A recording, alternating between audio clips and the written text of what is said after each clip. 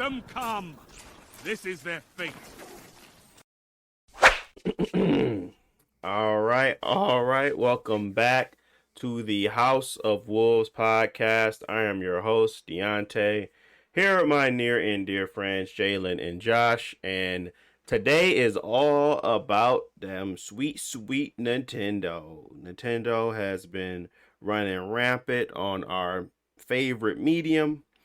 And we got a lot to say, got a lot to talk about, a lot to discuss. If you've been following me, you probably know about all my TikToks and how I really feel.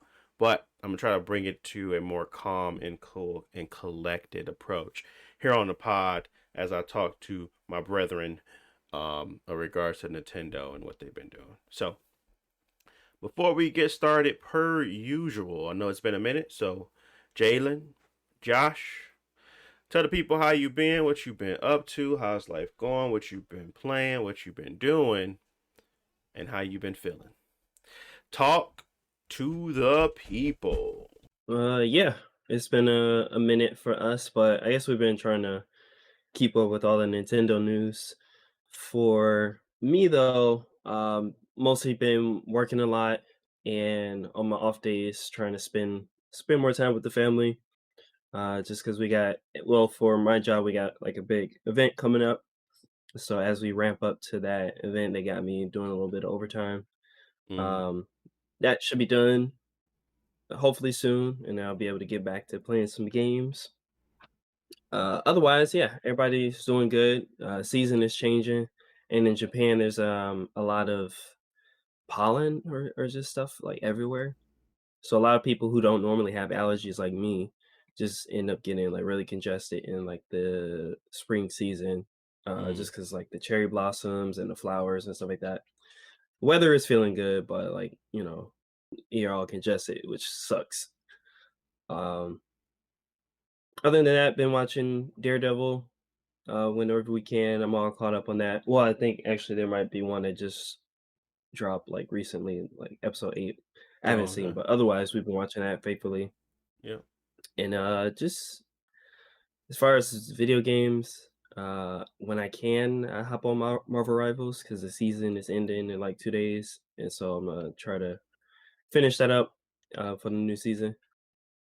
But yeah, other than that, tell me about y'all weeks, what y'all been up to. Don't they battle passes stick around or no?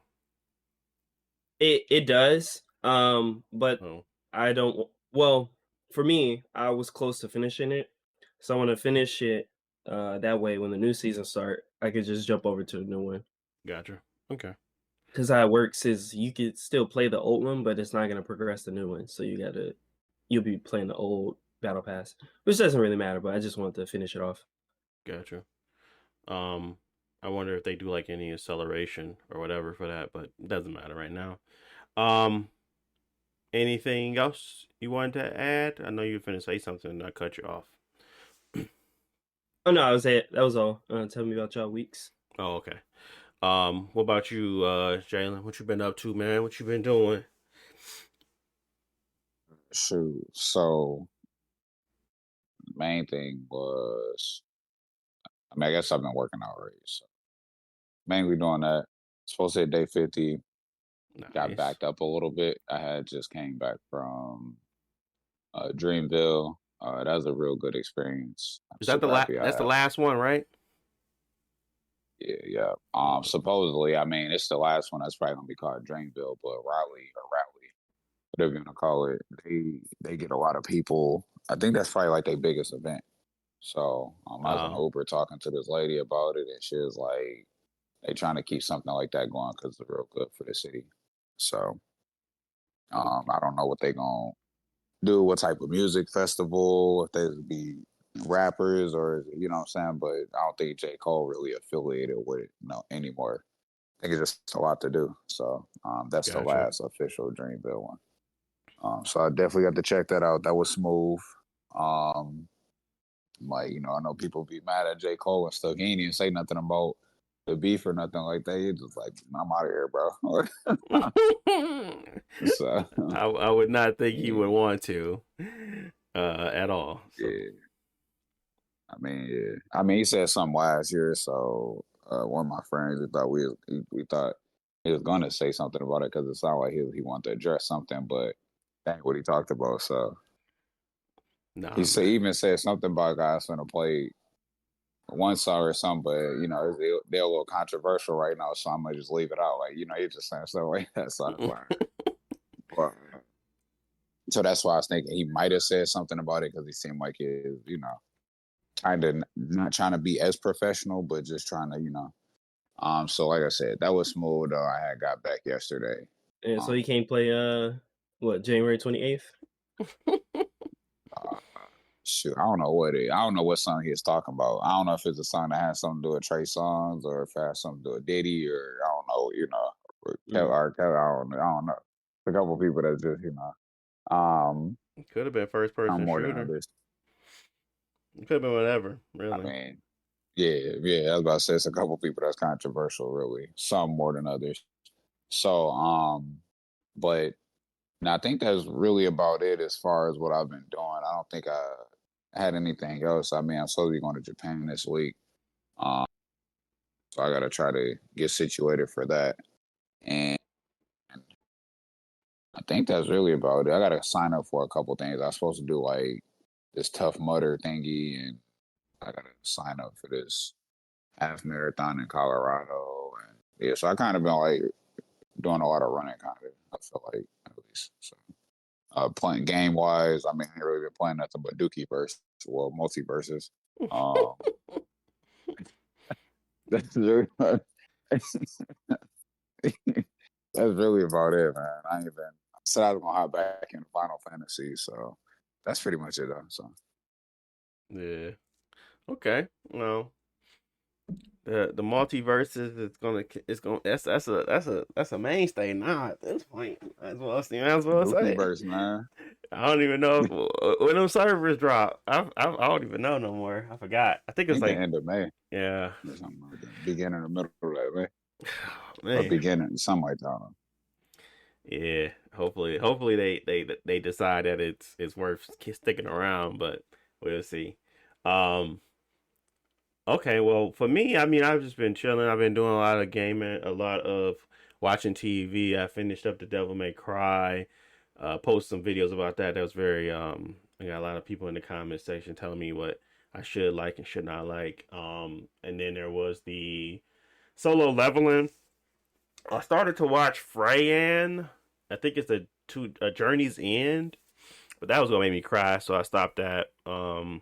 It Mm. was like 3 episodes in. I might finish it, but I was like, I don't know about that one. I started to play South of Midnight, beat one of the first bosses, Two Tom, which is it's really fun. I also been playing a lot of different games. So I was playing recently First Berserker.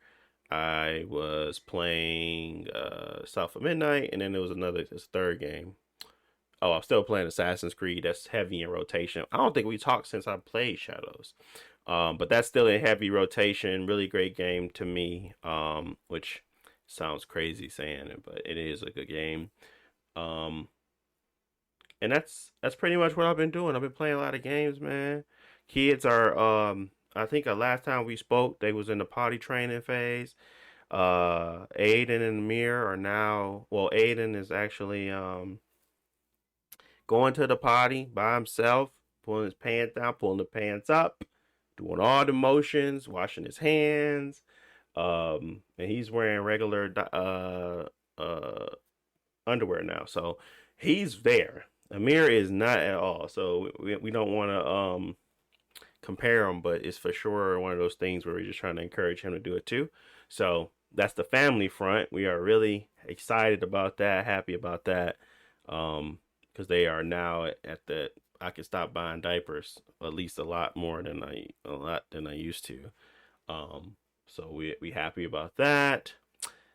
But yeah, man, just been working, playing games, and talking about Nintendo. That's been occupying a lot of my time, to be honest. Talking about Nintendo and their craziness. They still got more stuff craziness that I ain't even covered on any of my channels. But it's a lot of stuff that's just happening that's very strange that we're gonna get into soon. But um, I already got all my stuff ready for DreamCon. I'm good on that. Looking forward to it. Gonna have a good old blast over there. First time going to it, so I'm hoping to you know, enjoy myself. I got a couple different cosplay outfits. I don't even know if I'm gonna do one. I gotta wait and see. I was gonna do two, but I might just do one. Um, and just kind of go from there. It's not a super expensive one, so you'll see it when I post it. But outside of that, I've been chilling, man. Been feeling good. Been working out. Um, I forgot about that. How do I forget about that? I do it every day now. But not on weekends. Monday through Friday, wake up in the morning, work out, and I just started this week of uh, and I don't know if it's healthy or not, but whatever. I supplement out a meal for a protein, basically based dish meal or not. Like basically it's protein shake mixed with some yogurt, mixed with some protein powder, mixed with like some fruits on the side, but it's not like a full meal. But I'm going to supplement out one of those because I've been gaining muscle, but I haven't been losing weight. And I think that to kind of do both things that I want to do at the same time, which is gain muscle and lose weight, I'm going to have to either uh, remove a few more calories out of my diet and put more protein in it. So that's my plan for the next week is to supplement one of my meals out for protein meal, base meal, like a lot more protein, and just continue my work effort and working out. So um, I'm hoping that that kind of solves the and kind of gets me to the next level of my fitness journey as of now. So we'll see. But yeah, man, I've been super focused. I'm not lying. It's like a very focused, different type of Deontay at this point in time, where I'm just doing stuff very diligently, and I'm not really giving myself any grace to not do it. But it's like it's helping me stay focused on everything else in my life too. So it's good. It's good. Um, but yeah, that's what I've been doing. Let's talk about Nintendo though. Let's talk about some of the craziness that is coming out of the Nintendo. I mean, let's start with did anybody watch the direct? Did anybody actually have a chance to view the direct before we get into everything else? Who watched it? Yeah, I watched it live. You watched it live, okay. Um, cool. Uh, the what did you think of the direct when you first watched it? Um, I would say I think overall the direct was pretty okay. There were some games that were cool. There's some games that was like it's not necessary need to be shown or want to see more of different things. But Mm-hmm. overall, I thought the announcement was solid. Like I understood what was coming out on launch day, and I figured, yeah, it's not bad. I can buy it. I'm just waiting for the price confirmation, pretty much. Okay. Um, and from my perspective, that's exactly where I sat. I sat in a. It's not exactly because I did give them more like I felt like they did their thing when they showcased third party support, which I mean I never buy anything third party on their consoles, but they showcased third party support, which is strong for the general population that wants to buy this thing as their main console. They showcased the fidelity differences between different the Switch 1 version and the Switch 2 version, and they showed new games. I really wanted to see new games, and honestly, for me, Donkey Kong and Mario Kart World is enough. I don't really care for Mario Kart, but if I'm gonna buy one, it's gonna be the bundle because why not? It just seems like it's the best deal at this point. To buy that version where you come bundled with Mario World, Kart World versus not. So when I was watching it, by the end of it, I was like, okay, they actually did their big one. I felt like I actually saw Nintendo putting their best foot forward when it comes to presentation and presenting a new console, because I didn't think I was going to get anything in regards to the differences between the Switch 1 and Switch 2. I thought I was going to just see new games. I thought I was going to see um, potentially a little overview of the console itself, maybe the new gimmick, and that was it. So the 50 minutes, the hour showcase provided me a lot more information than I truly expected from them. And I thought that was really dope because I didn't think that they were going to give me much.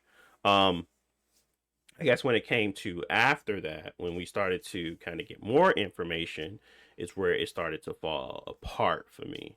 Um, and that's kind of where I want to go to next. But grading it overall, when I first watched it, by the end of it, I was ready to pre-order. I was like, "Hey, man, this thing seems like it's going to be pretty cool. It's going to be an upgrade. It's going to provide some value." Obviously, we still didn't know if it was going to be like providing better frame rates and performance compared to the Switch, as in regards to like backwards compatible games that maybe unlocks better performance, or it's going to just be emulating it. Um, so that's what I wanted to see, and I wanted to get more confirmation around that. Um, and that's where, as we got more details, it started to get a little uglier. I'm not saying that it's a bad console per se, but it did get a little uglier as details went on. Starting off with the price, $450 USD for the base console. 500 for the console with Mario Kart World. I guess starting off, I know we talked about it before. We were talking about keeping it at $299, maybe $50 more to kind of get into that point of dropping the OLED down to 300, keeping it skewed at 350, and you paying $50 more to get a much better experience. I did not think it was going to be in the ballpark of 450. I didn't think it was going to be close to. I could have been 400, but I thought that was going to be a little ludicrous. So now that we have the price point, now that we know what this console can do, would y'all say it's fair? And why, if you do? I just chime in. I ain't look too much into it. With inflation, I mean, I was thinking it'd probably be closer to 400 personally, but I mean, I guess with what the council can do, I've seen a little bit of the specs. I mean, I'm not super mad about the 450 price tag. I think it's a little up there. And I think becomes a higher threshold. Well, let me just say personally for me. Personally for me, I'm not too mad at it. I know inflation and things kind of been like ramping up a little bit. I wouldn't want to. I don't think it's really worth it based on what the console can do. Mm-hmm. What Nintendo's used for. Like I could use my Xbox and PlayStation for different things, and I don't feel like. Yeah, I feel like it offers a lot of capabilities.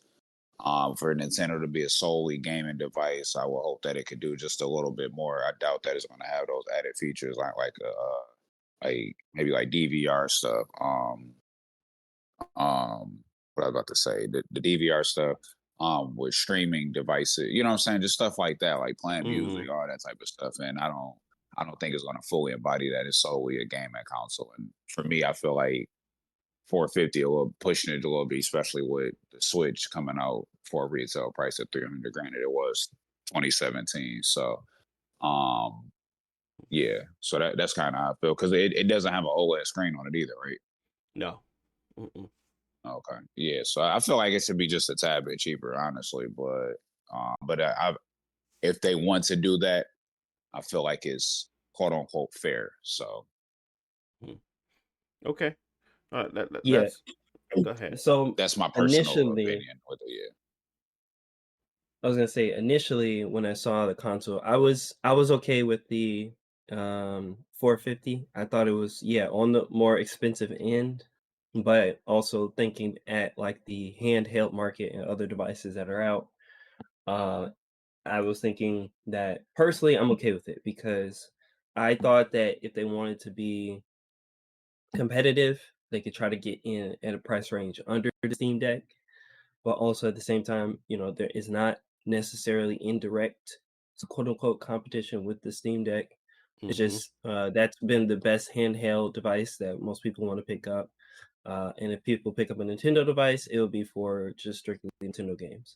But honestly, after seeing more information about it and seeing the hardware that's inside of it, I know we don't know anything about the CPU or GPU or things like that, but it is another custom NVIDIA built handheld in which there are not, as far as I know, there aren't any other devices out right now custom built by NVIDIA. So I think it is cutting edge on that sense, but it is from Nintendo. So I think there's a limit of what you know features we will be in control of. But I think the hardware, it seems interesting, so I'm okay with the price tag personally. It is on the more expensive end. I think to be more attractive, a cheaper price would always be better, but at the same time, I'm okay with the 450, honestly. Okay.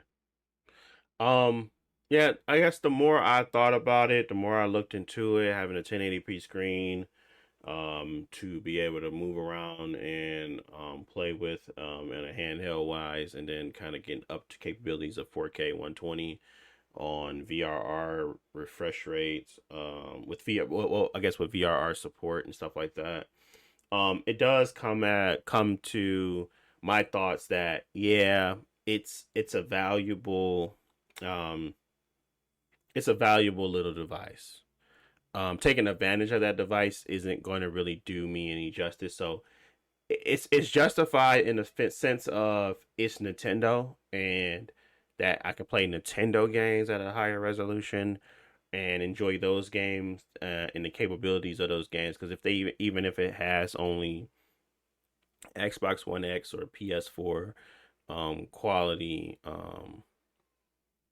graphics fidelity, that's still 10 times more than what the Switch could do. So I don't I the games that I'm going to buy, I am not looking for them to push the graphical limits of that console anyway. So for me to be like 450 is a terrible entry. I can't really say that because I can run other games like Cyberpunk, we can run Outlaws, you can run other games that truly will push the limits of the console. Would I ever do that? No, it's just no point ever of me ever buying the games, those types of games on that console. But it is good to know that there is a level or a space and a place where it will be functioning to the degree I would want it to be. I don't have to be looking at sub 900p all the time when I'm playing these games. So I can say that while I don't agree with the price, I still don't. I can say that with inflation and time coming, uh, passing of time and the amount of capable games that came out of the Switch era that I thought were magnificent, I feel like they're gonna do that same thing with the Switch too. So I'm comfortable paying that price to play the 4 or 6 games I'm gonna actually want to enjoy on there anyway. Um, that is not the thought process for most, because they can just continue to play their Switch, and I think a lot of people will continue to just play their Switch until there is like that next gen game that really is going to make them want to upgrade. I'm not saying Mario Kart isn't going to be that game, but we're going to talk about why Mario Kart may be a deterrent more than a more than a value add at the moment. Um, so as we uh all know, and what we just discussed, we feel like it's there. We feel like it's something there that's causing this price to be this, and we're comfortable with that. We sit on that, we look at it, we're like, yeah, I'm comfortable with that at this point in time. Um, when you start to take into account what the gimmick is for this console, like what the new thing is, right? The new thing for this console is game chat. Something we thought was going to happen previously. It's mouse controls and game chat. Game chat is this fully functioning thing that you need Nintendo Switch Online for, but to also take advantage of all of this the features of the Nintendo Switch 2 game chat, you need a camera that's $50 extra. Which has some really dope ideas to it. I actually think it's cool, but I don't want to sit here and be like, oh, that's a game changer for me, because it's not. So when Nintendo doesn't have a true gimmick behind their console and something that really makes me want to attach to it, like 3DS will never work. Obviously, the DS is fine. I'm fully comfortable with that. There was nothing there that the 3DS could do to make me want to buy one. So the same thing with the Switch 2 is that if I can play my old games that were very good, and by the way, really still are great games, will I be comfortable with waiting? Not only waiting for the price drop, but also waiting for that inevitable OLED version. Especially when now that I moved to your newer console, I now have to pay more for games. Um, and that's where, like, I don't know, was the 3DS, did it have a tax on that for buying games that were the 3DS version versus the normal version? Like, did they have an additional cost? The 3DS didn't have different versions of the game. It was its own separate console. So wait, so I thought that was a function of the DS, but it was just more so they added on the 3D version, right? Or am I thinking of that wrong? No, the 3DS is its own separate console. The DS came on 04, 3DS came on like 2011, I think. And 3DS games play differently than DS games. Like there's their own separate. It's like the Oh, predecessor. really? Yeah, I it was mean, backwards. yeah, It was backwards compatible, but not cross-gen. yeah. Oh, I did not know that. I thought that the 3DS games could play on the back. Okay. So that makes sense then. Were they more expensive, or were they the same price though? The same price, right?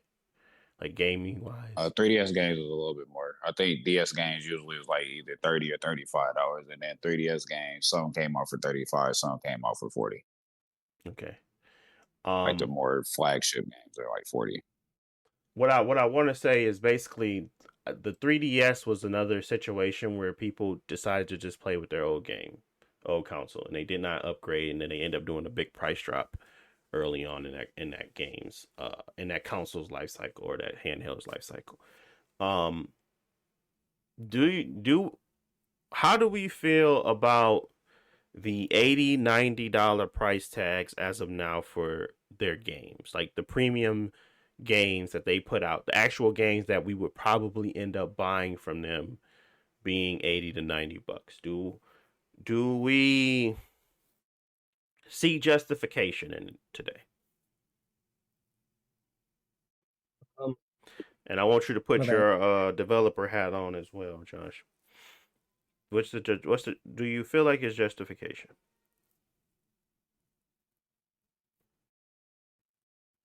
My bad. So yeah, from my personal perspective, I think that the $90, $80, even $70 is a lot for games. I think we've been used to 60 for a while, but also we've been used to different types of subscriptions and DLC and stuff like that. So I feel like for me personally, I feel like there could be a more consumer friendly way of passing off the price in different ways, Mm-hmm. because I already know as a consumer, companies are not going to say we're going to sell the game for $90, but that means that all DLC is included or not like that. No, it's just the overall price of the game and everything else is just going to rise. That being said, I know that there's been a lot of talks in the industry for like probably since the last generation that game prices for companies are not high enough to where they're not seeing profits like they would like, and they want to raise the base price of the system. I mean, of the games.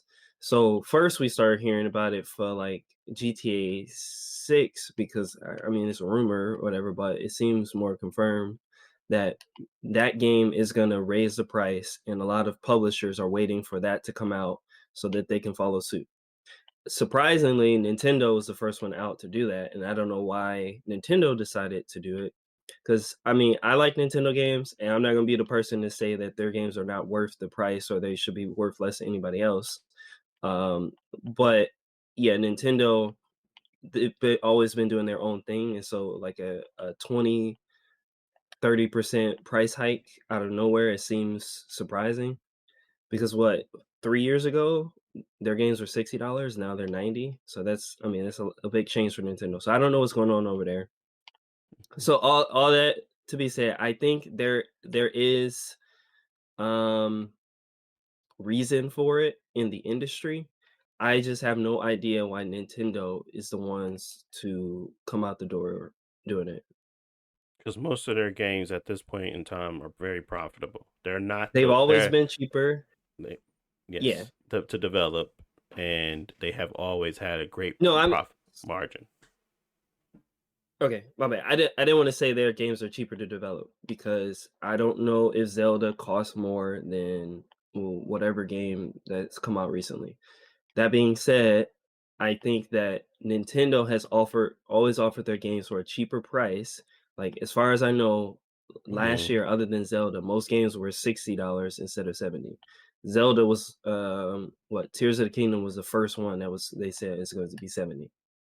Um Mm-hmm. so yeah, that whatever. That being said, Nintendo's always their budget was always different as what that was presented. So they're saying, okay, our budgets are actually high like everybody else, so we need that extra money. Um, I don't have any beef with that. I have beef with the overall industry where they can't figure out a way to lower prices or just pass the cost along in a different way instead of $90 up front. Yeah. Yeah. Um. What's your take, Jalen? Our matey is Mr. Krabs here. And you know I'm Mr. Krabs, man. Um, so I mean, so only thing I want to say is as far as like the Nintendo games, I kind of want to disagree that they were always cheaper. I felt like they kind of always been on par, but I think when they became staggered with their generations and things like that, I think that's when they started. They price seemed to be a little bit cheaper because I mean, if we thinking about it, the Switch was out between the generation of the PS4 and the PS5, so that's like $60 games versus $70 games. The GameCube, you know, if I don't go way back when, they always had $50 games. The Wii had $50 games, so it didn't increase at that Xbox point in time, but or the 360 point in time. But when the Wii U came out, they had $60 games. So I mean, I don't know if that's necessarily the case. I just trying to refute Mhm. that a little bit. But I do know, like, from my standpoint, I know I said the price of the Switch, you know, that's fair, you know, quote unquote, I'm gonna say that's fair. But the games itself, I don't think they should be $80, $90 personally. I think that's just become a higher price point. They hiking their prices on just more than a console. It's the software itself, like the games, and then at which how they want to handle them. I know it was up in the air about what the little game key type, product key type thing. That's the way I interpret it, at least, with how you buy like something on a computer, you get a product key and all that. But I think them charging that much for that doesn't make that much sense. It just creates a higher threshold for people to get into the game. I mean, instead of me wanting to buy, hey, I want this Nintendo game, I want this Nintendo game. If I want to go down that road, now I got limitations. I need to really justify the cost of it. On the second part of it is what Deontay like to do with a PS5 game or he got Game Pass. A PS5 game come out. What you like to do? You like to wait till the price go down, right? Yep. I'm gonna get it cheaper. I'm gonna do this. Whoop whoop whoop. Now Deontay option is taken away with that because we know Nintendo don't lower the prices of their games. They just don't do it. So that creates an even higher barrier for people to even get into the game. And I know I'm kind of bleeding into the other topic because I'm kind of talking about the little game key type of thing. But all I'm getting at is I'm gonna just say real quickly, if that game key thing is really there, and I wouldn't put it past Nintendo to make it more stringent for that. It's going to take away the option for people to get a hold of these games at a cheaper price because it's really like, hey, y'all got to get it from us. If y'all don't get it from us, then y'all just not gonna get it. So y'all are forced to pay that. And that's me speaking on an assumption. But again, all I'm saying is those games cost too much for the way Nintendo like to handle their practices.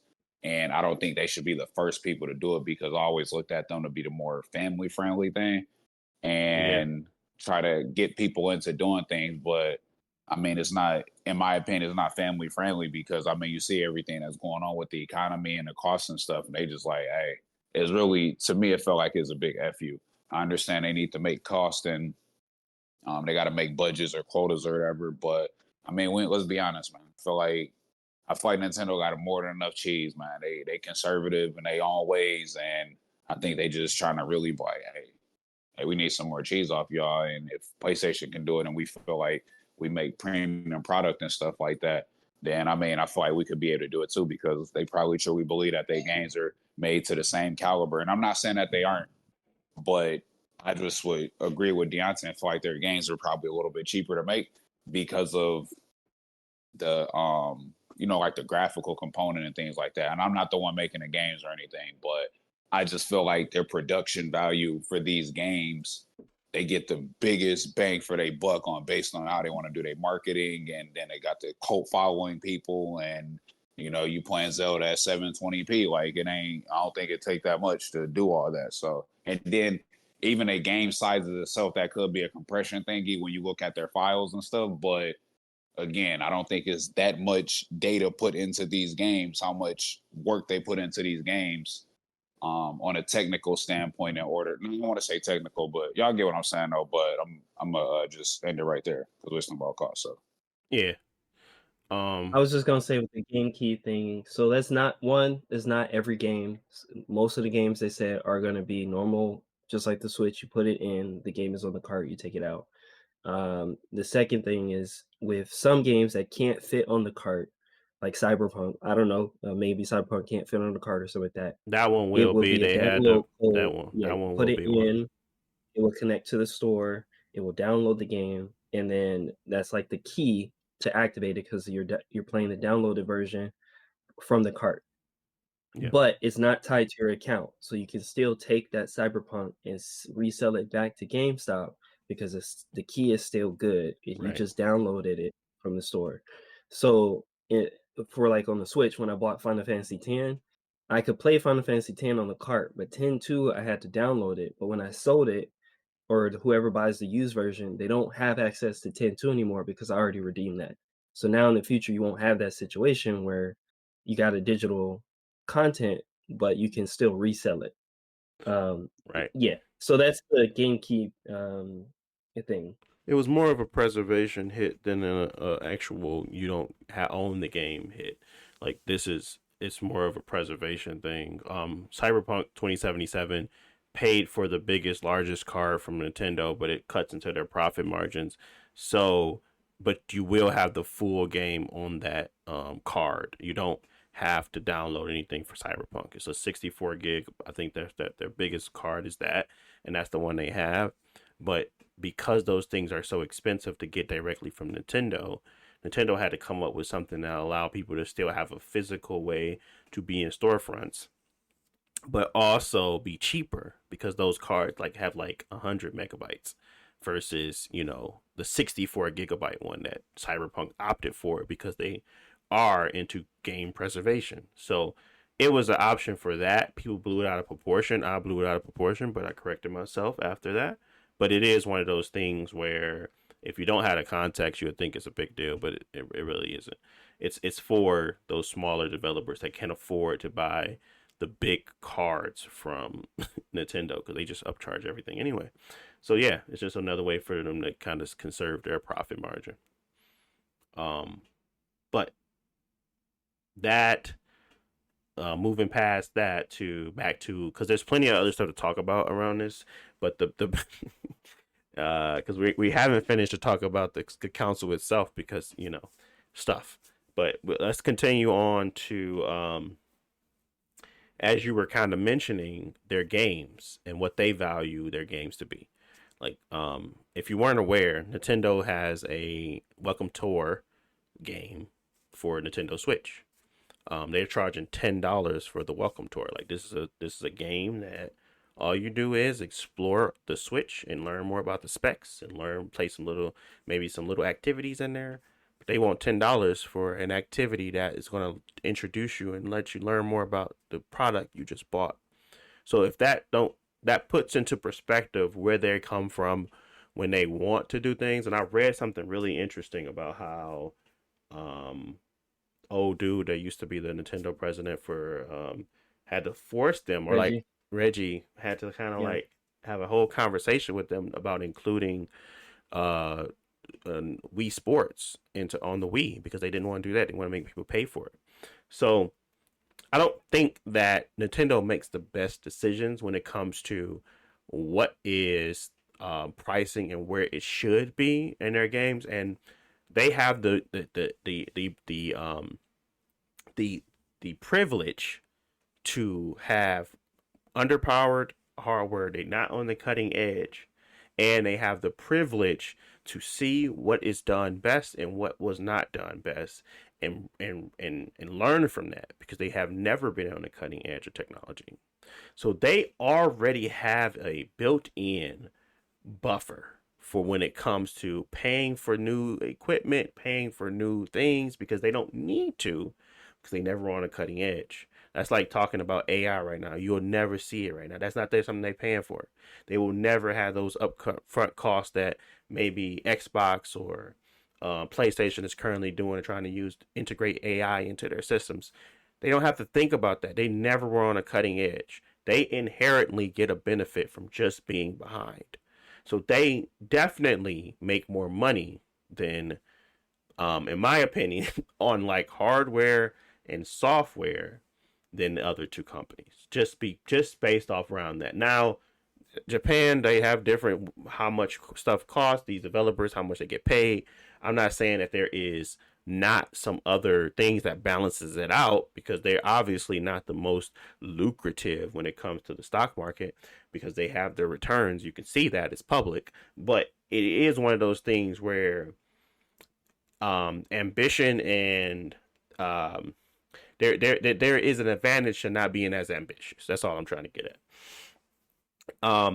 So when you think about pricing on their end, what do they have to continue to make up for the lack of? Because I think all three of us fit in the same category right now, where we will buy a Nintendo for Nintendo games, but we will not play anything else on it. Like anything. I don't know about you, Josh. Maybe you'll play something else on it. Maybe small indie games. That ain't making them no money. If they have a storefront with the ability to have 150 million people playing on it, and nobody, anybody ever do is buy the games that we make. How do we make money? How do we start to get some of that side hustle in here? Like people can put their games on our storefront, but if nobody's actually buying them because nobody wants to play them on these consoles, they're not meant for that. Then it becomes a different experience. And I think obviously the Switch being underpowered hurt them. So this new effort for them to kind of start to try to get to a new area where third party support is there and you can see all these games coming. This is a new era for them. This is like the biggest step forward I have ever seen from Nintendo when it comes to third party. But in the meantime, in order for us to really make some money, maybe we should start to put a premium on the games that we sell well on. Maybe we should start to put a premium. And the same thing that's going on for them is the same thing happening over at Xbox and PlayStation. But the so there's a problem here to solve, basically. Is what I'm trying to get at. The problem here to solve for them is that they do not have the ability to get people, I guess, to make their storefront and their console seem more lucrative or like more I guess more advantageous to put stuff on because I feel like a lot of people put a lot of effort into those Switch ports and I don't think they sell well, to be honest. I could put some numbers behind that, but I just don't think that they do so well on the Switch because it's not meant for those games to be there. So the most lucrative thing about those games is their software that Nintendo makes themselves, and the hardware that they make. That's why they can't give up that hardware money, because if they do, it's cutting a lot into their profits. I think poor management got them here, but not only poor management, but the decision making that I'm seeing today really is outlining the past and previous problems that we saw before with the Wii U, and with their previous hardware before that. It's like this constant Nintendo, GameCube, Wii to the Wii U. It's like this it's always an imbalance. It's never just a good. And I think this is just this is happening again. I'm not ready to write them all off because I think they're doing a lot of things with here right now, but I'm not ready to write them off. All I'm saying is that what I'm seeing today worries me for their future, because if they aren't capable of, one, getting in markets and penetrating markets with their new shiny thing and their new Mario Kart world, it does rely on them to kind of continue to put games on that old console that has that market already. So I don't know. I just feel like there's a lot of um it's just a lot of chaos around Nintendo right now, and I think it's all self-inflicted. If they really would have more of a direct approach to a lot of these things, as in convenience, functionality, even with the backwards compatibility, people are saying that they're emulating Switch games and not running them natively, which is kind of weird to hear, as if they didn't have that planned in their hardware already. There's plenty of games right now that are not compatible with the console, and they haven't tested all the games yet. So if you go on their official site, it's also saying things like that. Um, they didn't price in anything about tariffs when they first did the pricing. So this $450 price is actually not pricing in the full tariff impacts that's going to occur. So it might go up even further in the US, which is not their fault. That's our fault. I mean, I can't blame them for that, but the $450 wasn't enough of a price increase, so they have to even think about that even more. So it is just like a perfect storm of problems that I feel like they are not accounting for, that's going to cause issues. So yeah, that's where I'm at with it. I guess my thoughts is very straightforward. I do think this is going to end bad for them. I just hope that the recovery is simple and easy, because I do see the recovery being pretty simple for them, but they just have to kind of put that in motion sooner than later. Recovery being price point on the Switch is fine. Keep it at that price point.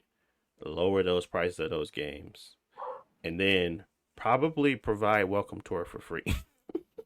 I think that would kind of solve a lot of their issues. But I think that this taste for them at this point in time, and what they're actually trying to do with their new console, is not going to be good. I'm not, and not maybe it sells well. It still sells well, but we're going into a recession here, and we don't even know the price of this thing yet. So I just feel like the biggest market is probably going to be impacted the heaviest, to the point where this new console launch isn't going to be great for them. They might have a lot of they have a lot more problems than they anticipated of us being just mad about a price of a game. They have a lot more to battle at this point. So, how do y'all see this? How do you see it playing out? What do you see the price being for the U.S.? Will they increase it the full? I think it's what, 34% in Vietnam now. I forget the tariff price, but the expectation is for most businesses is to eat the tariff and not pass it on to consumers. How much do y'all think the U.S. sees of that tariff percentage? So honestly, I'm not going to talk too much about the tariff situation because it's not really clear, because it's kind of just how to put it. Propaganda. No, it's just popping up randomly without any thought or reason to it. So it's not even worth doing like real predictions, because it's just like tomorrow somebody can decide, well, never mind, you know. So that's why I don't want to put too much thought into it. But let's say there is some sort of, deep tariffs that are going in for sure, and it's going to affect the Nintendo Switch. Maybe Nintendo does raise the base price of the console. I think that they don't want to do that, but either way, if the tariffs go into effect, somebody has to pay for it. Either Nintendo pays for it, either which if they pay for it, then the price doesn't move, or they don't change the MSRP, but the MSRP is a suggested price. So when it goes to Best Buy or GameStop or Best Buy, when they import it, they could raise the price based on the tariff. So it's not Nintendo's fault in that case. They didn't raise the price, but Best Buy is like, we're not going to eat this 30%. So we expect the consumer to pay it.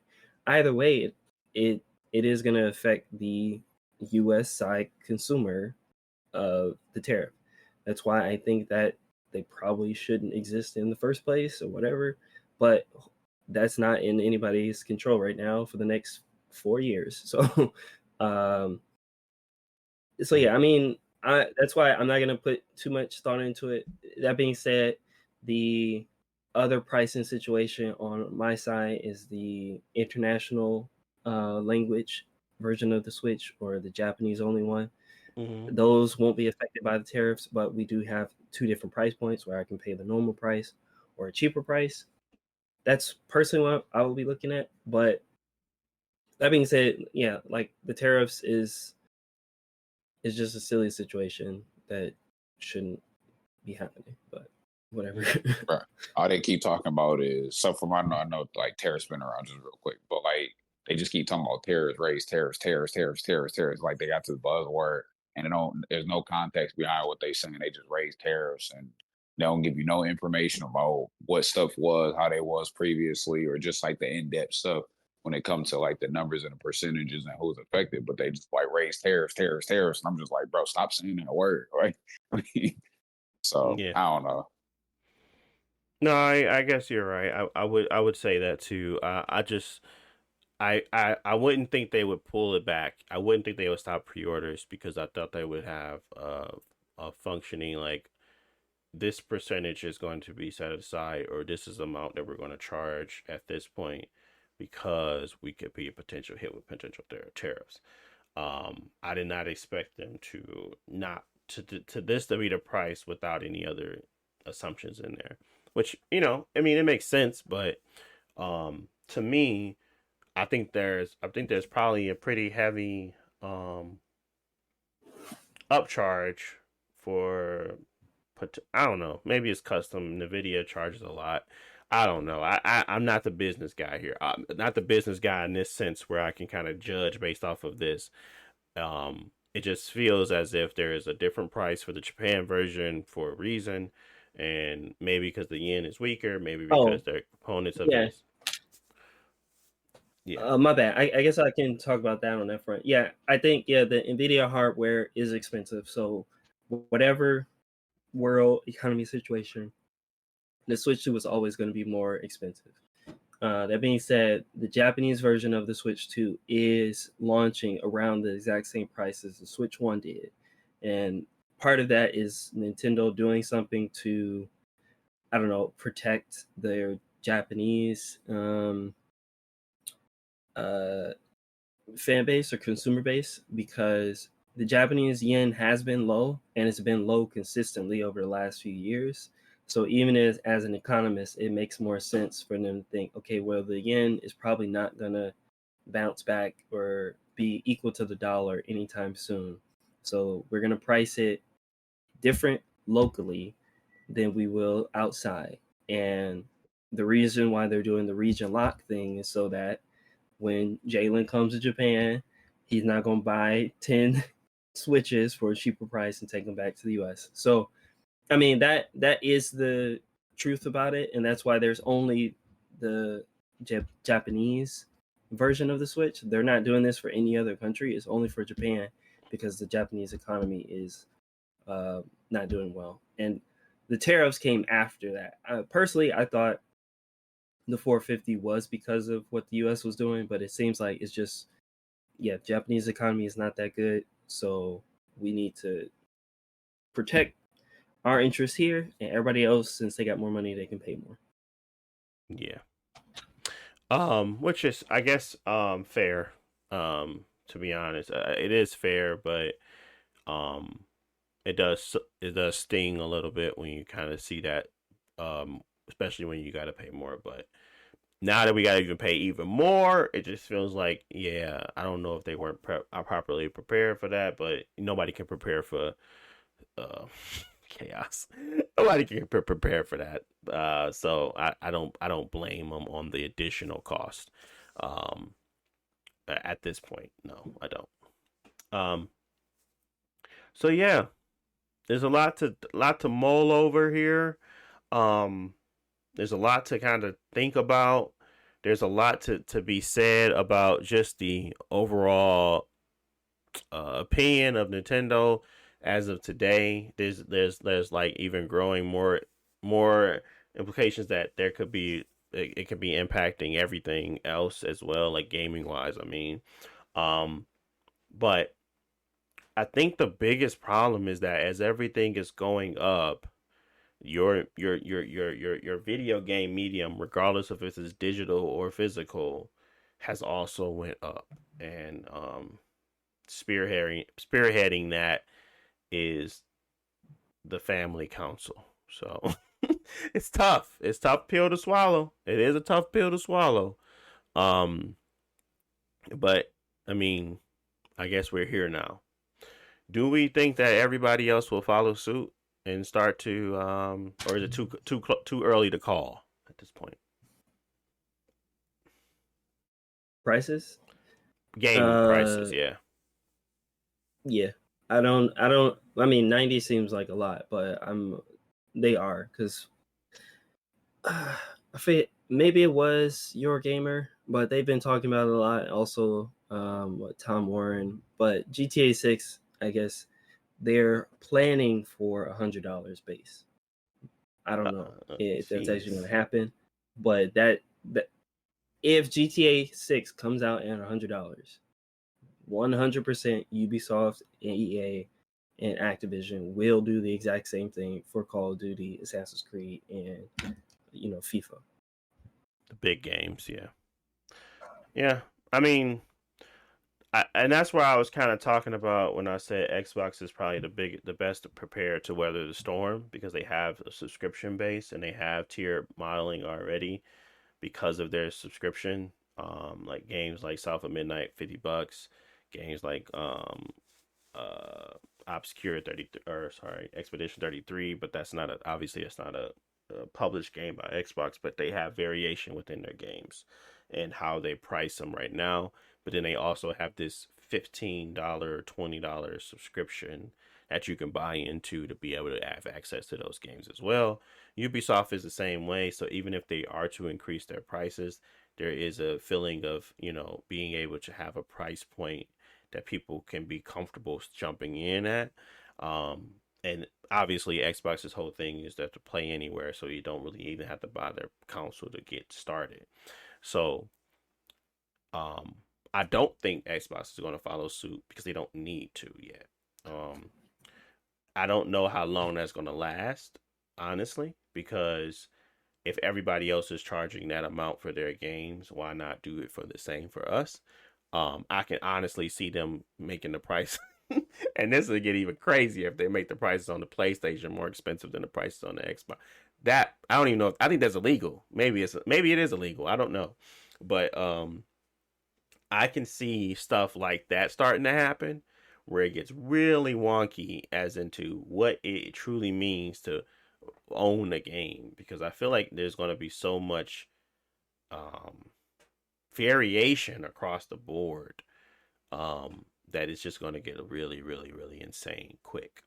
And yeah, it's going to come into account where everybody's going to be at the store making those decisions. Is this game really worth the money?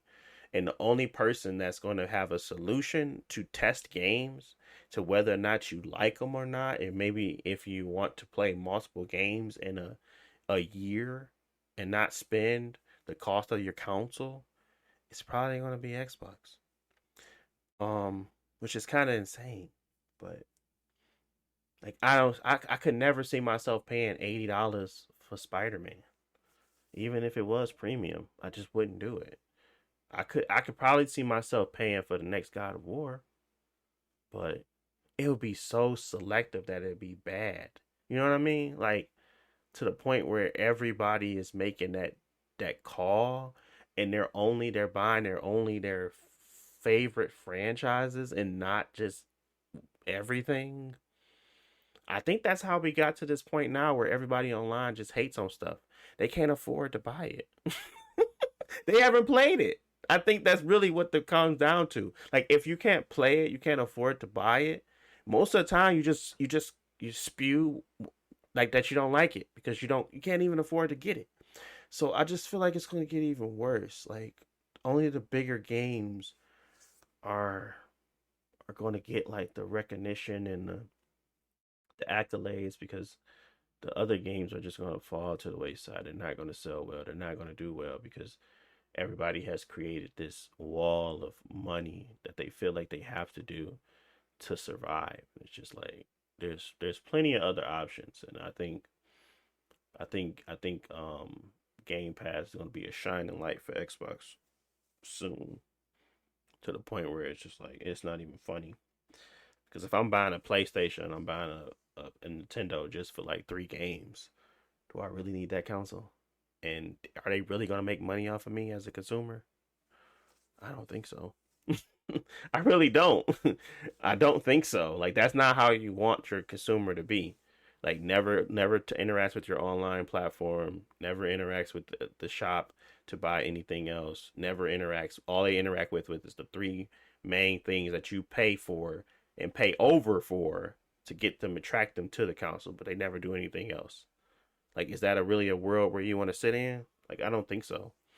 And I don't think they understand the ramifications of putting that precedent that the only thing that you're going to be able to buy on your console is maybe Mario Kart World. And So that's what I wanted to touch on real quick. I don't know about third-party games like Doom, Eternal, and stuff like that, but most indie games say that their sales on the Switch are a lot more than the other consoles and Steam. So at least, I guess, that's where Nintendo thinks their big revenue streams are coming from, indies, and then that's why Hades 2 is console exclusive, for a time console exclusive on the Switch too. yeah, I've seen that actually. Yeah, but yeah, I don't know. Like, I don't think any of us are planning to play Elden Ring on the Switch, but at the same time, I am planning to play the Dust Bloods, Yeah, Dustblood. when that comes out.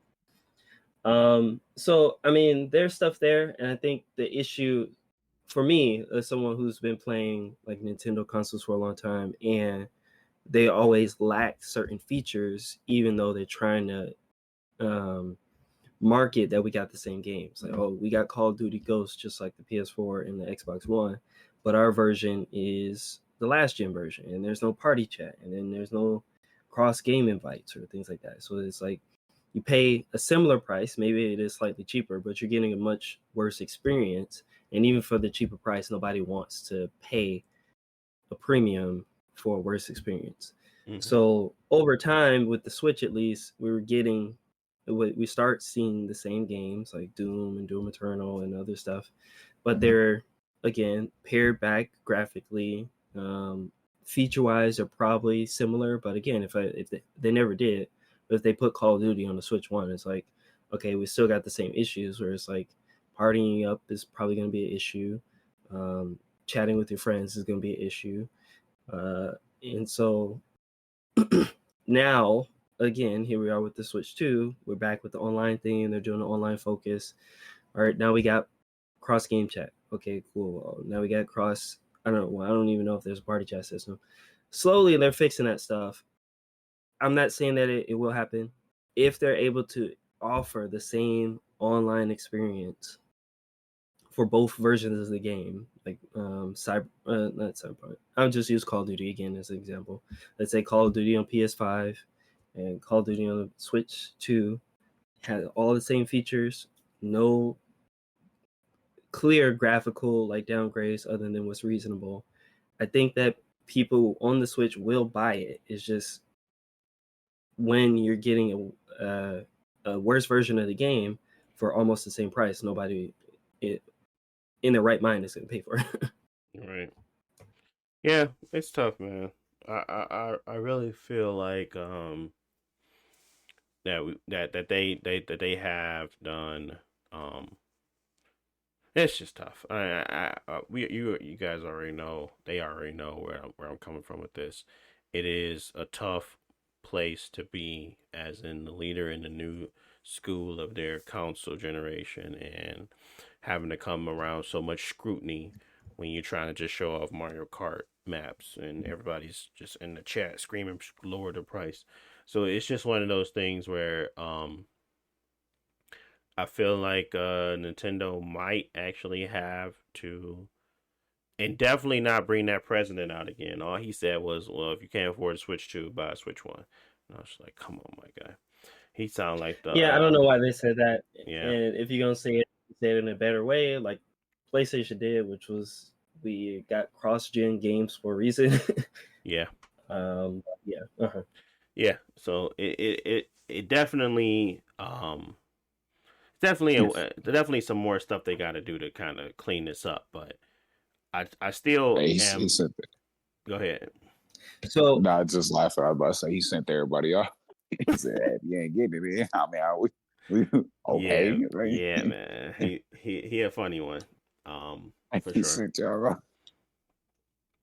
He a funny one for sure. so we talked about the console, the price and stuff for a while. So we don't run out of time. Are there any games want to discuss on the Switch 2 or the Oh, backwards compatibility situation? what was the wheelchair basketball game? I was like, man, what is this? Um, the wheelchair It's basketball not, game. but yeah, That it, that one it was seemed there. pretty funny. Same Uh, thing. I don't actually care about the tutorial game. It doesn't look fun. Part of the reason people like Wii Sports because it was fun, yeah. and like it doesn't matter to me if it's free or not because I want to go play it. No, um, I agree there. I think that it's just a stark point that as to what they will do to kind of like this is the tutorial of the Switch 2, but you gotta pay for it to do that tutorial. So that is one of those things where it's like that's a funny, but I would never pay for it anyway. So yeah. But yeah, the games. I mean, obviously, Dust Bloods, the new Bloodborne. But they don't want to call it Bloodborne. I don't know if they don't own the IP or what. But when I saw it, I was like, "This is Bloodborne," and then they said something about. I was like, I'm "Come on." pretty sure Sony owns the name. Yeah, and they gave that month to Twitch as an exclusive. That's crazy. Gotta get them coins up. So it just felt like one of those things where, um, I was like, yeah, they just trying not to get copyrighted, or whatever. But that is definitely Bloodborne 2. Are y'all playing it? I know you said you was. Jalen, you gonna get Bloodborne 2? Oh, Dust Blood, sorry. Okay, my bad. My stuff was tweaking. I don't know. I ain't really that interested in playing. I don't know. We'll see. You ain't interested. Uh, nah, I mean, I ain't gonna lie to you, man. I'm so boring games. I ain't been the most fond of them lately, bro. Not gonna lie to you. And Nani? be Elden Ring. I don't know, bro. Really? So yeah, I mean, Okay. I gotta buy a Switch to play it. I'm not gonna buy a console for one game. Like, that's good. Well, it's gonna be on the list because it don't come out to next year. So you're gonna play it when we get it because it's a multiplayer game.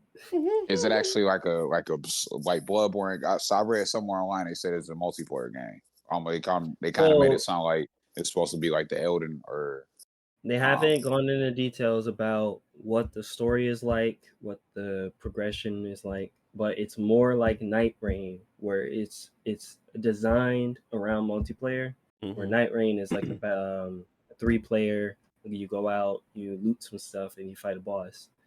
I think Dust Bloods is a similar thing where you're in a Bloodborne map and you're gonna go around, you're gonna collect items, but there are other players there who you can fight. But the goal is to kill the boss first or something like that. Mm. So, but I don't know if it's a multiplayer game like it's Call of Duty. You're doing a quick match and you play for 10 minutes, or if it's the similar thing where the Souls games are where they're always multiplayer. It's just just can't disconnect from fandoms where everybody's just always connected, but you're playing like normal. They haven't really gone into exact detail about that, but it is multiplayer focused. So there will be other people there in the world. Yeah, and it seemed like you're competing with them, almost like a PvPvE Mm-hmm. situation. So, I thought it looked cool. I thought it looked well. I thought it looked well made. Than more than Elden Ring actually, in regards to like design and like how artistic design and how it ran and looked on there. So, it was definitely going to be one of the things that I thought about picking up for sure. Just depends. Like Donkey Kong was for sure one I was gonna buy. And I was gonna probably just have Mario Kart World because I was gonna buy the bundle with the cart Mario Kart in it. So, but those were the only two, and then obviously Dust Bloods, but that was gonna be it until for a while. Because they are And that's charging. very yeah. They are charging for the Switch 2 versions of some games, Mm-hmm. which is another thing, man. Where you got to pay for your higher resolutions and higher frame rates, which is whatever. But I guess everybody does it now. I just didn't think that it would be so little that you had to pay for it. But yeah, not Sorry. Mm-hmm. no, you good. Another one of those things, man.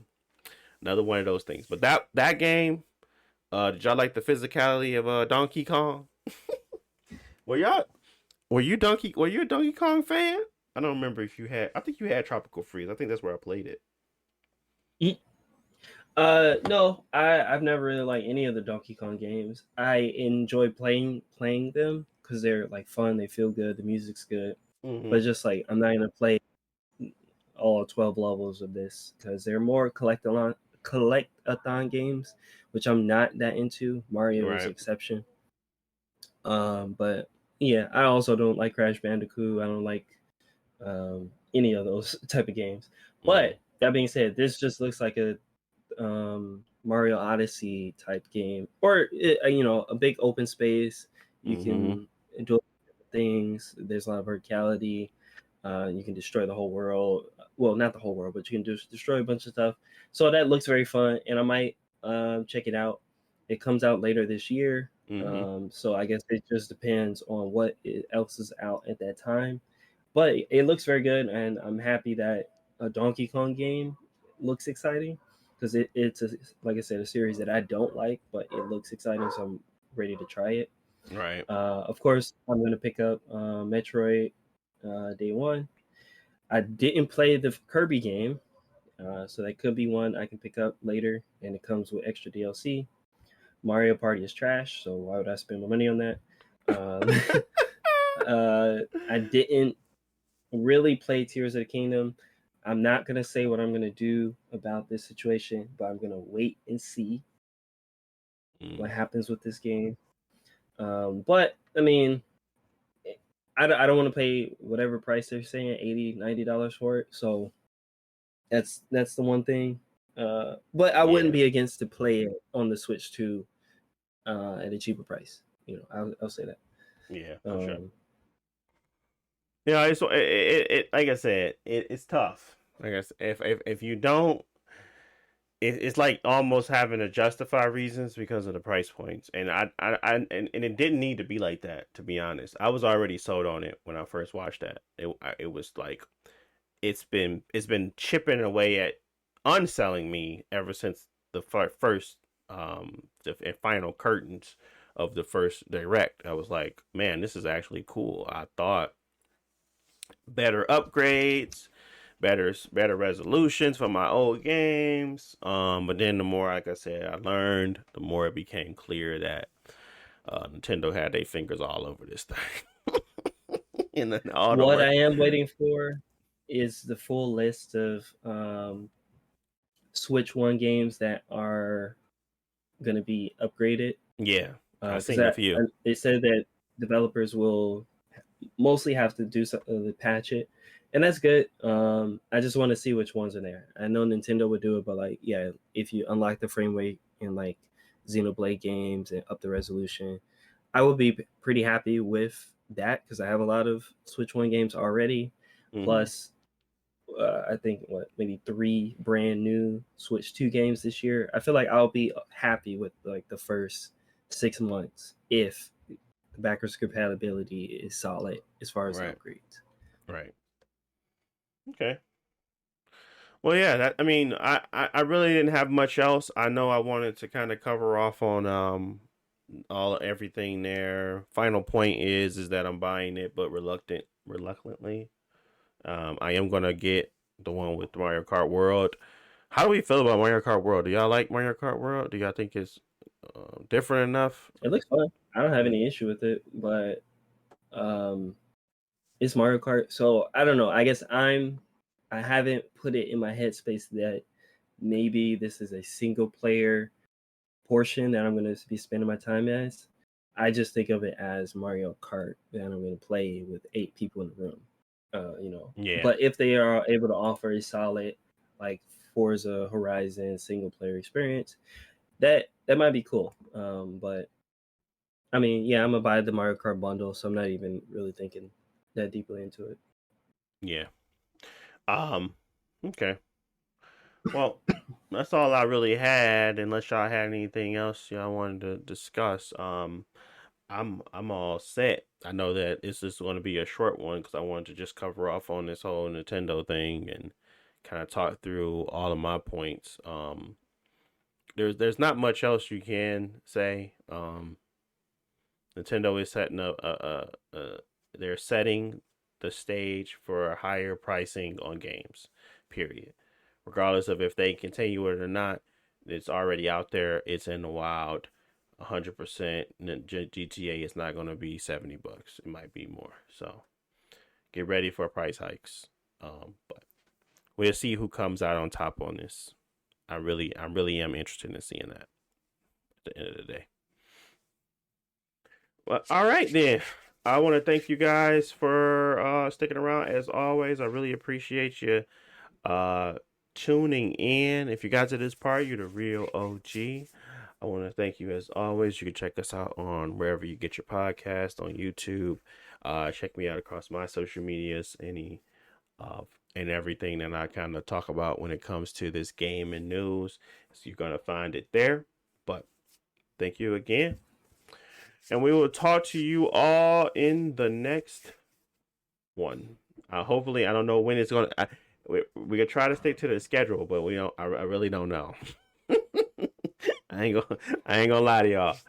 I really don't know, but we're gonna try to stick to that schedule. Well, thank you guys. We gotta work overtime though for this new Switch. Gotta put in those extra times. But yeah, thank you all for listening, and we'll talk to you all in the next one. Peace.